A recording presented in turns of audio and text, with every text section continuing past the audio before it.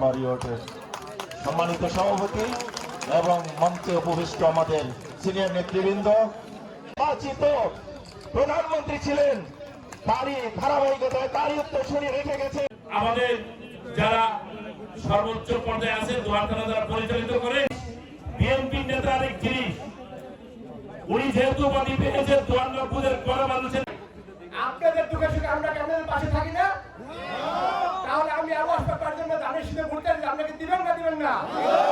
আমরা দুই ব্যক্তিত্ব আওয়াজ পাওয়ার ভাই সভা সভাপতি আমার চরাঞ্চলের মাটি। আসসালামু আলাইকুম, ধন্যবাদ।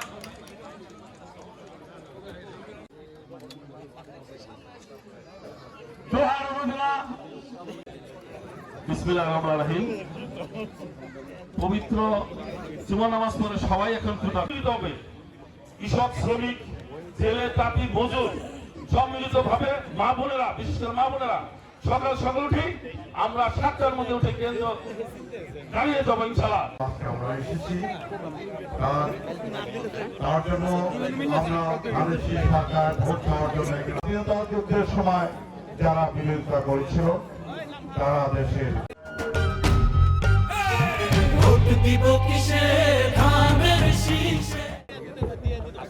কারণ স্বাধীনতার সময় যারা এদেশের আমাদের সেই কথা সব ভুলে গেছে।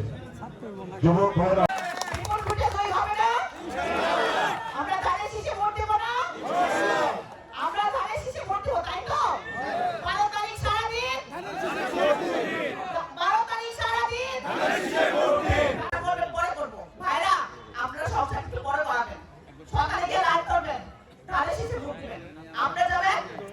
যুদ্ধের চেতনাকে বুকে ধারণ করে আমাদের মা বোনের ইজ্জত রক্ষা করার জন্য, আমাদের ভাইদের জীবন রক্ষা করার জন্য, এই দেশের স্বাধীনতা সার্বভৌমত্ব রক্ষা করার জন্য পুরা জাতি এক হয়েছে সেই স্বাধীনতা বিরোধী শক্তির বিরুদ্ধে।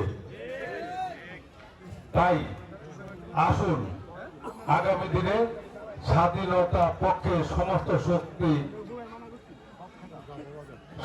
মার্কা একটি বর্তমানে, সেই মার্কা ধানের শীষ মার্কা আমরা সকলে ভোট দিয়ে আমরা স্বাধীনতার সার্বভৌমত্বকে বাংলাদেশে প্রতিষ্ঠিত করি, প্রতিষ্ঠিত আছেই, তাকে আমরা সুরক্ষা করি।